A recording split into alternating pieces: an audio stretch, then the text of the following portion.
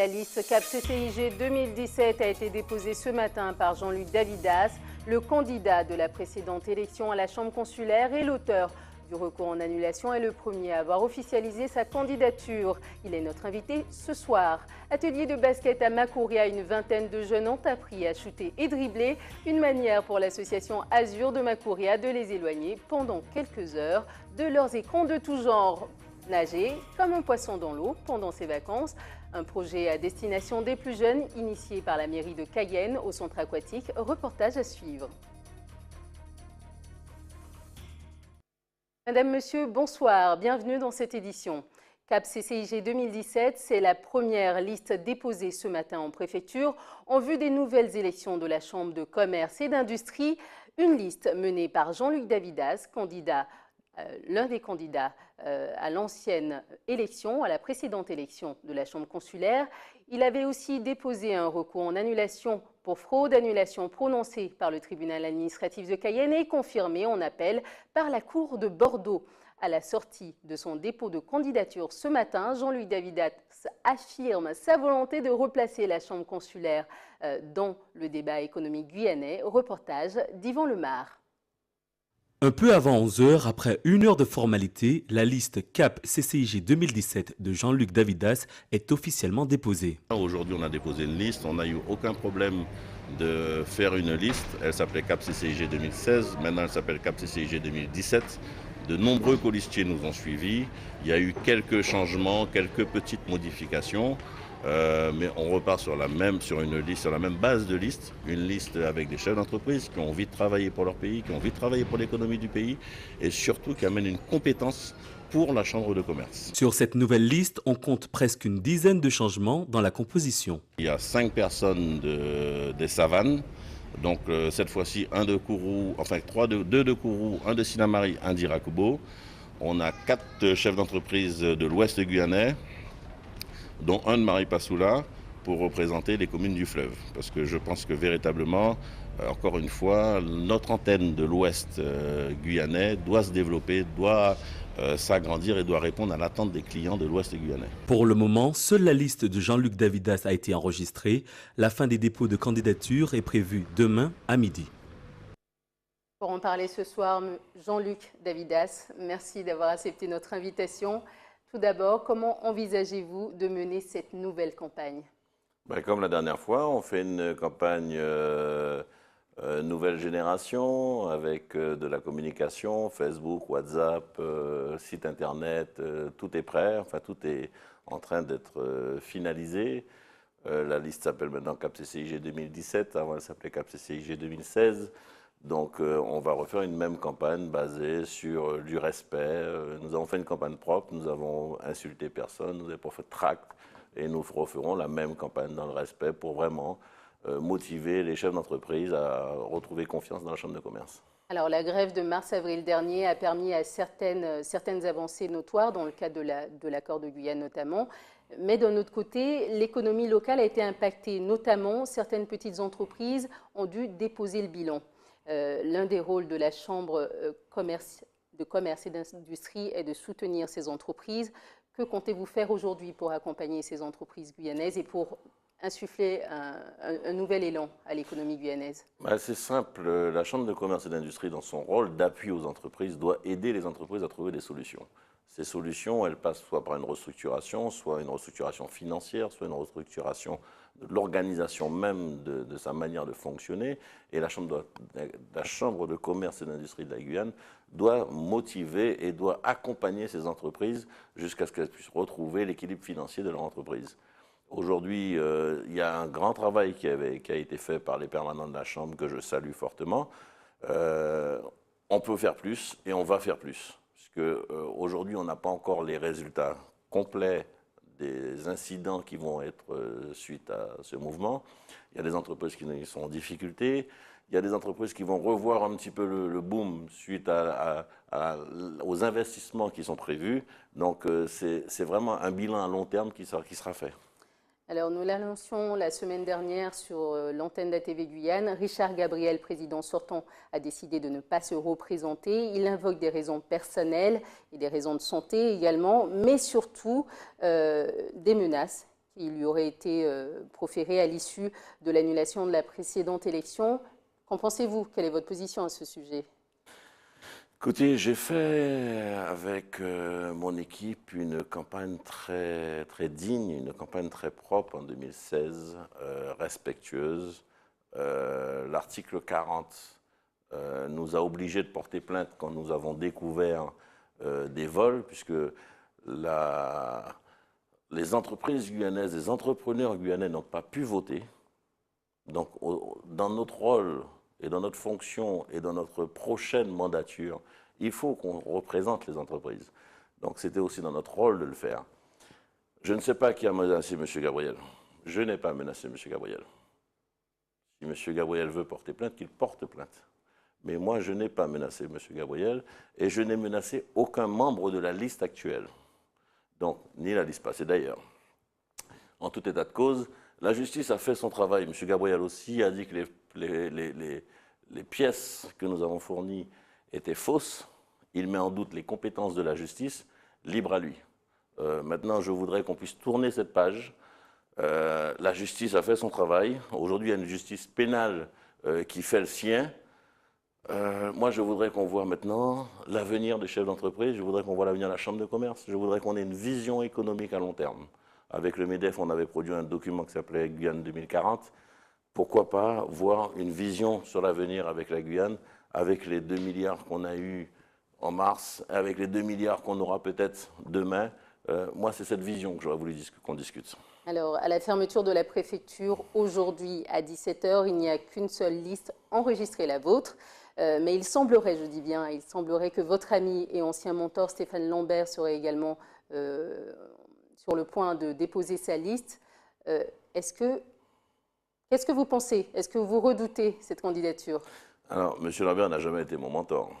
Je me permets. M. Lambert a été le président du MEDEF et j'ai été son secrétaire. Le secrétaire est d'ailleurs le poste le plus important au MEDEF après le président. Donc, en aucun cas, M. Stéphane. Une forme de mentor? Ah, pas du tout. C'était mon président. On a travaillé ensemble. Je n'ai pas travaillé pour Stéphane Lambert. J'ai travaillé pour le MEDEF et pour les entreprises adhérentes du MEDEF. Maintenant, si Stéphane Lambert dépose une candidature, très bien, au contraire. Il faut que nous puissions avoir un débat économique, il faut qu'on puisse avoir un débat d'idées, il faut qu'on arrête de « oui, j'ai dit, on m'a dit, qu'il a dit ». Non, il faut qu'on ait un débat d'idées, il faut qu'on ait un débat économique et il faut que, véritablement, on puisse remettre la Chambre de commerce dans le débat économique en Guyane. J'ai gardé mon même slogan, ouvrir les portes de cette Chambre de commerce au monde économique. Merci Jean-Luc Davidas d'avoir été notre invité. Ce fut un réel plaisir, merci. Sortie de crise pour les dockers du port de Dégrad-des-Cannes. À l'issue d'une semaine de négociations, un accord sur l'augmentation des salaires d'1,8% au lieu de 3,2 réclamé initialement a été validé par les syndicats et la direction. 10 salariés occasionnels ont signé des contrats à durée indéterminée. Enfin, les départs à la retraite, 8 mois de bonification au lieu de 6 actuellement. L'activité au port de Dégrad-des-Cannes a repris cet après-midi. Une initiative originale de l'association sportive Azur de Makouria, un atelier de basket pour éloigner la jeunesse de leurs écrans. Pendant quelques temps, ils apprennent à dribbler, shooter et même à dunker, tout ce qu'il faut pour être les futurs Kevin Séraphin, peut-être avec un peu plus de persévérance. Reportage de Jonathan Lariot. À Makouria, les vacances sont placées sous le signe du basketball. Du shoot au dribble, ici on profite des vacances pour apprendre et se perfectionner. Là, ça vous arrive devant la chaise, comme on a déjà fait, vous faites 2 dribbles arrière, croisés, et vous... Dès 9 h du matin, ces quelques pousses de basketteurs se donnent au maximum, et ce malgré les quelques 32 degrés à l'intérieur du gymnase. Ça fait 2 ans que je fais du basket, et ça fait... Toutes les vacances, il y a des stages éducatifs qui permettent de nous améliorer. Ensuite, nous voyons nos améliorations au fil du temps, le geste, les reverse, les lancers francs, les lancers à 3 points. Et voir qu'il y a beaucoup de jeunes qui ont envie de travailler pour devenir plus forts à ce sport, je les admire. Ce stage d'été, mis en place par l'équipe de basket de Makouria, est aussi encadré par ses joueurs. Certains des entraîneurs sont même très jeunes, quelques années à peine les séparent de leur propre stage d'été. Parce que j'ai débuté comme eux, moi-même je ne savais rien faire. On m'a appris à dribbler, on m'a appris à shooter, on m'a appris les fondamentaux. Je trouve qu'ils ont la force déjà de se lever à 9 h du matin, pour 9 h du matin, Parce que si tu viens vraiment à 9 h du matin, c'est que voilà, tu as envie de montrer que tu peux jouer, tu veux apprendre. Parmi les encadrants, Sabrina Martin est joueuse au sein de l'équipe de la SAM de Macouria. Elle est aujourd'hui entraîneuse diplômée. Si sa passion est autant de jouer que de transmettre le basket aux nouvelles générations, aujourd'hui le défi est plus conséquent. La génération de maintenant est beaucoup plus complexe, il y a beaucoup plus d'activités extérieures au sport qui les incitent beaucoup plus. Donc il faut apporter cette motivation-là à travers le sport. Avec la télé, avec Internet, avec tous les jeux qu'il y a là, c'est très compliqué de les amener au sport et de les garder surtout. Donc il faut être patient, il faut leur parler, il faut leur donner envie. Le stage dure toute la période des vacances scolaires, 2 mois pour préparer la prochaine saison et recruter de futurs basketteurs. Beaucoup ont encore des souvenirs mémorables de leur passage en colonie de vacances et en centre de loisirs, des lieux où on se fait des amis, mais aussi des lieux de défoulement pour passer de bonnes vacances. Illustration dans un centre de la ville de Basse-Terre, reportage de notre consoeur d'ATV Guadeloupe, Karen Diamin. Jeux gonflables, cartes à pédales, barbe à papa, la ville de Basse-Terre a mis les petits plats dans les grands pour cette journée. C'est une des journées exceptionnelles que la ville de Basse-Terre offre dans son CLSH. Nous voulons que chaque journée soit spéciale pour les enfants. Les parents payent un dispositif, payent un produit et nous voulons que chaque soir, quand l'enfant rentre chez lui, qu'il soit heureux. Donc celle-ci, c'est une journée exceptionnelle. Ici, 80 enfants ont pu profiter de diverses animations sous la surveillance d'une vingtaine d'encadrants. Au CLSH de Basse-Terre aujourd'hui, on propose le Crazy Kart que vous avez sans doute déjà filmé, les cartes à pédales, évidemment, l'attraction principale aussi, c'est les jeux gonflables. Mais il y a aussi tout ce qui est quiz, karaoké. En fin de compte, on donne une enveloppe globale pour l'épanouissement de l'enfant quand il vient au CLSH. Voilà. Il y aura une distribution de hand spinner, je ne sais pas dire hand spinner offert par le maire de la ville de Basse-Terre. Nous avons la barbe à papa, j'en ai déjà mangé une d'ailleurs, c'est très gourmande, et aussi du popcorn. Un programme divertissant qui a séduit le jeune public. Ce matin, j'ai pris le goûter et après j'ai dansé. On a dansé en premier, après on a fait du kart électrique et du kart à pédale et après on est allé dans les jeux. On peut s'amuser et c'est bien. Prochaine animation de ce type, mardi 25 juillet, avec sortie piscine et jeux aquatiques. En attendant, les enfants peuvent compter sur des encadrants plus dynamiques que jamais pour passer des moments inoubliables.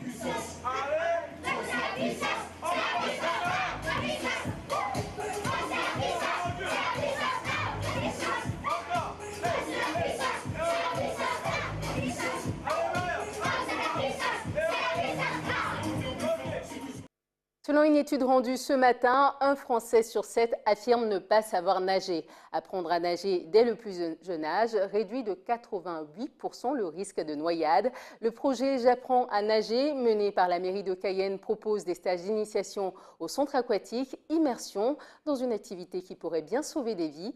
Reportage de Jonathan Lariot et de Jade Létard-Metton. Pour Tracy, se jeter à l'eau n'est pas chose facile. Mais aujourd'hui, la jeune nageuse n'hésite pas à vaincre sa phobie. Comme on a fait tout à l'heure, comme tu m'as montré le bonnet. Allez, voilà. On a fait les battements dans l'eau, avec la tête dans l'eau. C'était difficile, très difficile. Pendant les vacances, entre 20 et 50 enfants issus des quartiers défavorisés de Cayenne participent à l'opération J'apprends à nager. Au-delà des mouvements de base, certains ont déjà des objectifs bien précis en tête. J'ai envie d'être une grande nageuse pour quand je vais participer à quelque chose que je gagne. Pour que je vais une professionnelle et apprendre à mes enfants à nager.